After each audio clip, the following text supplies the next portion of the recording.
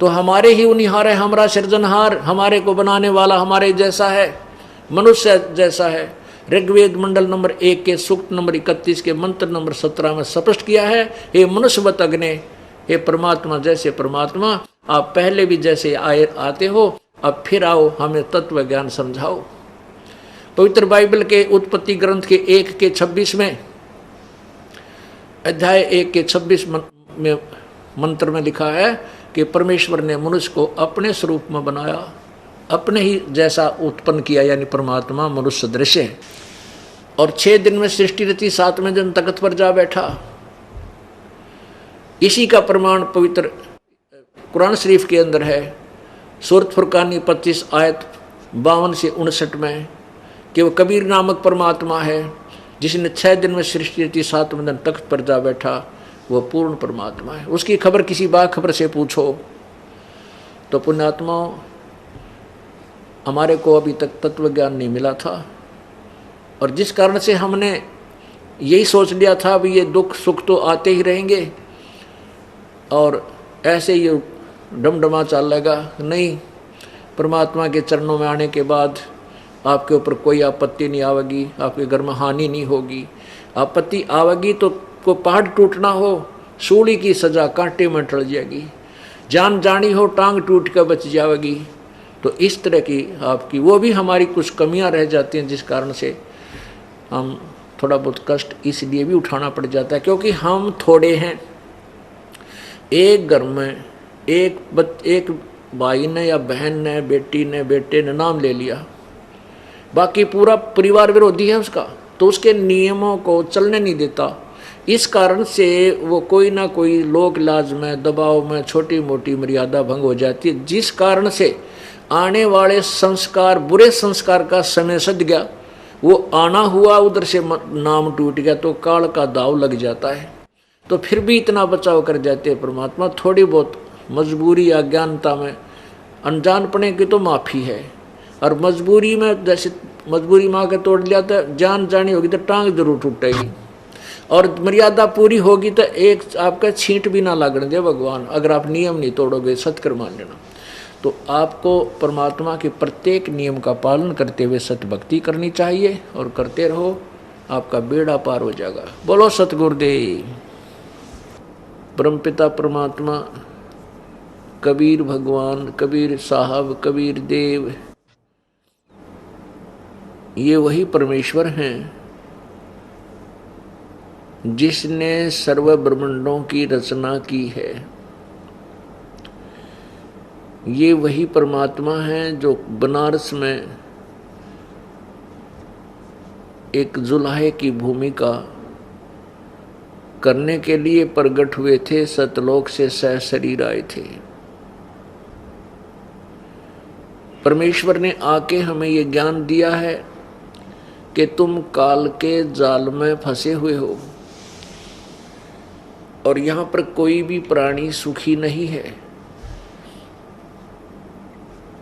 यहाँ कोई राजा बन जाता है तो अपनी महिमा में फूला नहीं समाता है, उसका यश पृथ्वी पर फैल रहा होता है। परमात्मा कहते हैं बंदी छोड़ कबीर परमेश्वर जी कि कोई छोटी सी कोठी बना लेता है बढ़िया चिप्स लगाकर, 2-4 मंजिल की, आसपास के क्षेत्र में, उस नगर में, कॉलोनी में वो एक बड़ा महिमावान माना जाता है, उसकी बड़ा यश होता है। परमात्मा कहते हैं कि मृत्यु हो जाती है उस कोठी के मालिक की जो भक्ति नहीं करता, फिर वो क्या बनता है? कुत्ता बनता है, और 1.5 फुट की दूम लग जाती है उसके, और उस कोठी के साथ में बाहर गली में कमर लगा कर बैठता, अंदर जगह नहीं उसके लिए। तो परमात्मा कहते हैं बाढ़ में गया वो यश, कहाँ गई वो महिमा उसकी? आज कुत्ता बनकर गली में बैठा है। इसलिए याद दिलाते हैं सर्व सोने की लंका होती रावण से रणधीरम, एक पलक में राज विराजी वो यम के पड़े जंजीर में मन तू सुख के सागर बसरे भाई और न ऐसा यसरे। एक छोटी सी कोठी किसी ने बना ली और आसपास के क्षेत्र में उससे बढ़िया कोई कोठी नहीं है तो उसी को हम पता नहीं क्या मान बैठते हैं।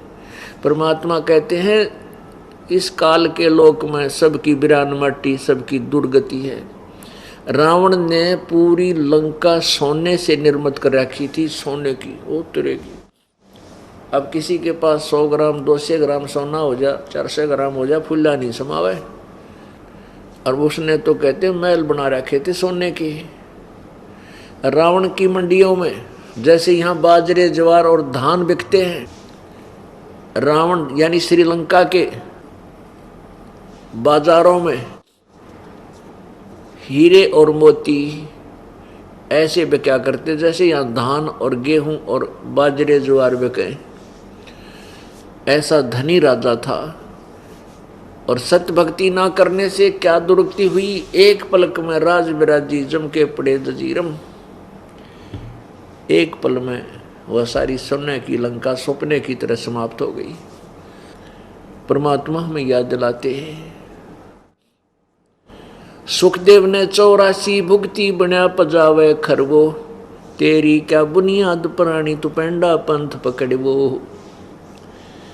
जो सत्य भक्ति नहीं करते या तो भक्ति करते नहीं, वो तो बिल्कुल ही नालायक बताए संतों ने। और जो भक्ति भी करते हैं और तीनों गुण रजगुण ब्रह्मा सतगुण विष्णु तमगुण शिव जी तक सीमित है या ब्रह्म तक सीमित है या परब्रह्म तक, परब्रह्म की तो भक्ति का किसी को पता ही नहीं परमेश्वर कबीर जी के अतिरिक्त। तो जो ब्रह्म तक भी सीमित हैं उनकी साधना से भी जन्म और मृत्यु और ये भिन्न भिन्न प्राणियों के शरीरों की योनियां, शरीरों में कष्ट, ये दुख भी अवश्यमेव भोगने पड़ेंगे। तो क्या बताते हैं कि या तो तुम साधना नहीं करते, वो बिल्कुल तुम्हारी मूर्खता और नालायकी है, और जो साधना तुम कर रहे हो वो भी ठीक नहीं। सुखदेव ने 84 भुगती बना पजावे खरवो। सुखदेव जैसे महर्षि वो भी 84 लाख योनियों में इन भिन्न भिन्न प्रकार के प्राणियों के शरीरों को प्राप्त हुए। सुखदेव ऋषि अपनी आप बीती सुनाते हुए कह रहे हैं अन्य ऋषियों को कि एक बार मैं गधे की योनि भोग रहा था, मैं अंधा हो गया, मेरे मालिक ने मुझे घर से निकाल दिया, 2 लठ मारे कमर में, चलता चलता चलता चलता रस्ते रस्ते जा करके जंगल में दूर निकल गया। वहाँ वन में एक गहरा नाला था पर उसकी चौड़ाई बहुत कम थी।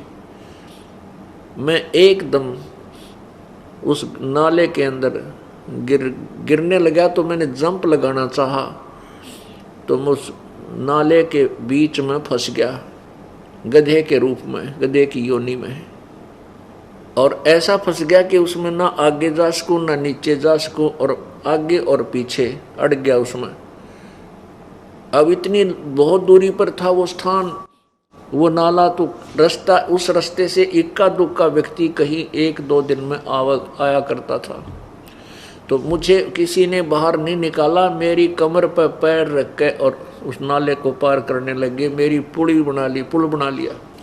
सुखदेव जी बताते हैं कि 1 हफ्ता 10 दिन में भुगत कर प्यासा भूखा वहाँ मृत्यु को प्राप्त हुआ है।